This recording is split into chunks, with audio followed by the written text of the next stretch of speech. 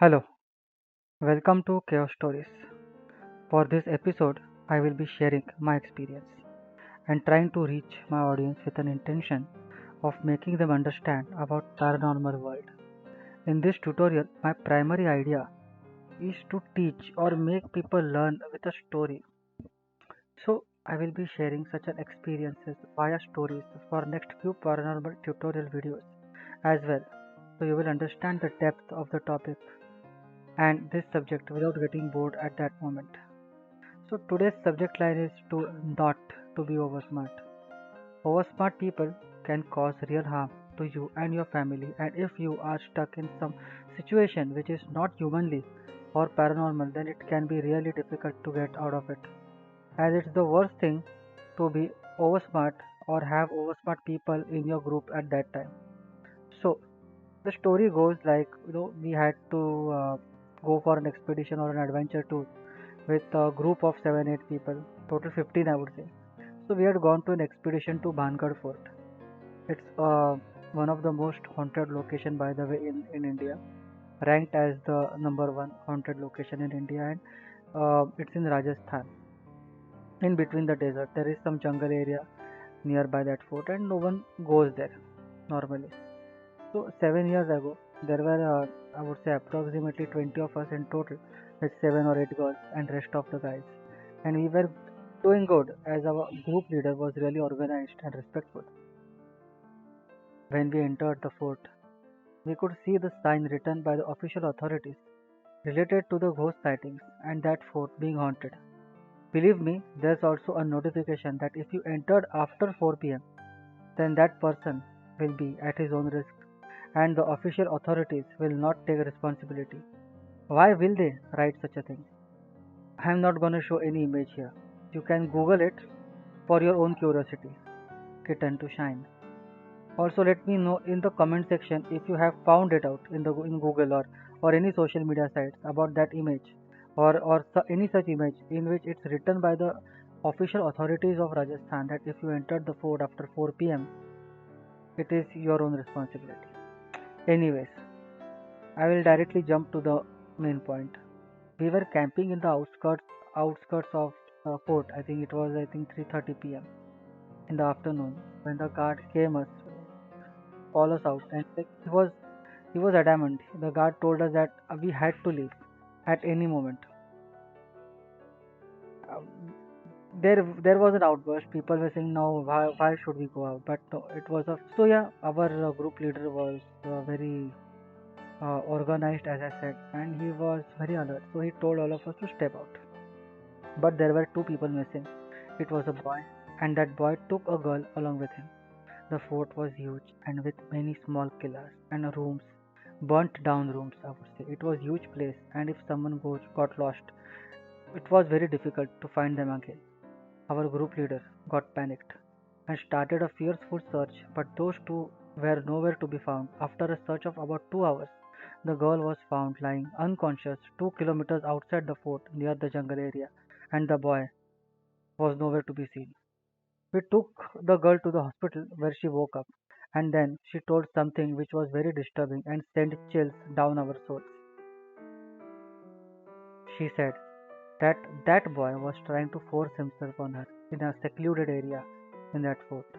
When a white, transparent figure of a woman appeared from nowhere, the girl got scared and she ran away, but the boy was taken by her. The girl said that she started screaming loudly, but her voice was not heard by anybody. When she was badly hit from behind on her head, she fell down on the ground. She heard that boy moaning in a woman's voice, and he was bending his body on the ground near her like a bow. It was like an archery bow. He was trying to wind himself or bend himself totally opposite direction from his spinal cord. It was looking very odd. And then that boy suddenly started crying in a man's voice. Again started moaning in a woman's voice. Then he started saying something very loud. It was something in Rajasthani folk native language which she could not understand. Then that boy suddenly came up to his senses, stood straight, then sat down, folded his legs, and sat beside that girl and started caressing her hair.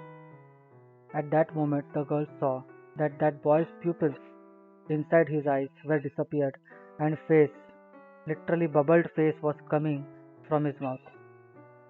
Suddenly, that boy shouted very loudly on her face, and that girl fell unconscious. When she woke up in that hospital in front of us. After hearing her story, we all were very scared. It was a very dull, I would say, very depressing time for all of us, and we all were scared. And at that time, we sent a search party, but that boy was nowhere to be found. That boy is still missing, and even after 7+ years, he is not to be found. No one knows what's happened of him. The girl, by the way, got married and is happily settled today. Even today, the locals say that they hear some rumor of some man of about 30 approximately years running inside the fort in the night and crying, but no one has any proof. The conclusion here is that when you are in a group and you have a group leader who is strict and alert and he is guiding you, at that time, listen. Listen to his instructions. Listen to the instructions which he is giving you, and do not dare to be over smart. And do not do anything which is something stupid that can put your own life at risk or somebody else's life because of you. So, about that, my conclusion is this: that boy took her to a secluded area, as she says. What we researched about that fort was that a very beautiful woman, or you can say a Rani, was harassed by a Ghori who used to live there. And then that Aghori, or that old hag, he killed that witch using black magic. And he also killed himself. Till today, the spirit of that ghost still lives there. And that innocent queen spirit also lives there. She is angry. She still lives there, and she wants revenge from all those men who try to bad or do anything wrong with it. It's just a brief which we came to know from the locals there. The actual story is something different or similar to this. But we are not focusing on any story here. For that, we are trying to make something some story in another section called as paranormal story. Here, we want to tell you that being over smart can get yourself killed or put you in danger in any situation. So be level-headed, be gentle, listen, be alert, and think before doing any action. Anyways, that was today's episode about paranormal tutorial for beginners. This is the part 2, and yes, we will be coming shortly with part 3, 4, 5, and 6 as well. Mostly we will be concluding paranormal research tutorials with 10 parts. And we'll be telling you most of the things here. In the next part, we will be coming up with black magic. What are the types of black magic, and how mostly does that black magic affect you and your loved ones? Who mostly do that? How is it happening? How is it happening that black magic is very easily done by many?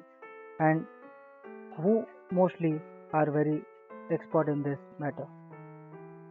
Anyways, that we will be discussing in the later video. Right now, just chill. Go to sleep. Good night. Good luck. And yeah, I would like to hear your experiences as well. You can post them in the comment section.